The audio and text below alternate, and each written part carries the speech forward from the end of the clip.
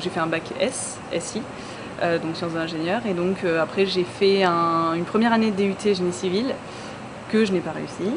Donc après je suis partie en BTS bâtiment en alternance, donc j'étais sur le chantier la moitié du temps et en cours la moitié du temps. Et puis après j'ai intégré l'ANSTIB il y a 2 ans.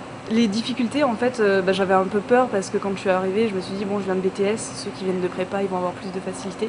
Alors c'est sûr qu'ils ont plus de facilité au niveau du travail à apprendre, mais il faut bien se dire que c'est largement accessible pour des BTS, il y a des prépas qui redoublent, il y a des BTS qui passent, enfin, et vice versa bien sûr. Par semestre on a à chaque fois d'abord des cours magistraux, ensuite donc là par promo 200 dans les amphithéâtres, ensuite on a des TD, donc des travaux dirigés avec par promo, donc là on est plus des groupes de 30, et ensuite on a des travaux pratiques donc de TP où là on est plus une quinzaine. Au niveau des cours à proprement parler, il y a plus, on va dire, on peut diviser en 2 parties, la partie qui est plus générale où on a de la comptabilité pour la gestion d'entreprise, du management, et puis après on a on va dire des cours plus spécialisés, partie production, donc tout ce qui est gestion d'atelier, processus, etc.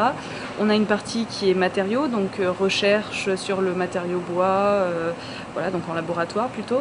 On a une partie qui est environnementale et ensuite on a une partie qui est construction, donc qui est quand même la partie la plus recherchée par les étudiants en général.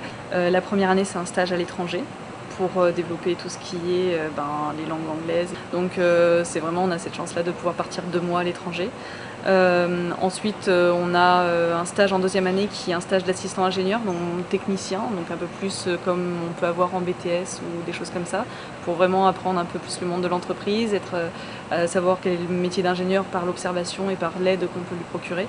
Et ensuite en 3e année, donc il y a un stage plus long de 6 mois. Il faut bien comprendre qu'en fait en école d'ingénieur, au début quand je suis rentrée, je me suis dit bon à la fin je vais sortir et je vais tout savoir sur tout et je saurai tout faire et je pourrai. Et en fait c'est pas vraiment ça, c'est le fait qu'on arrive à être polyvalent. Pour l'instant on va dire donc mon projet du moment, mais qui n'est pas fixe, ce serait d'acquérir assez d'expérience dans la construction bois, pouvoir éventuellement monter mon entreprise plus tard.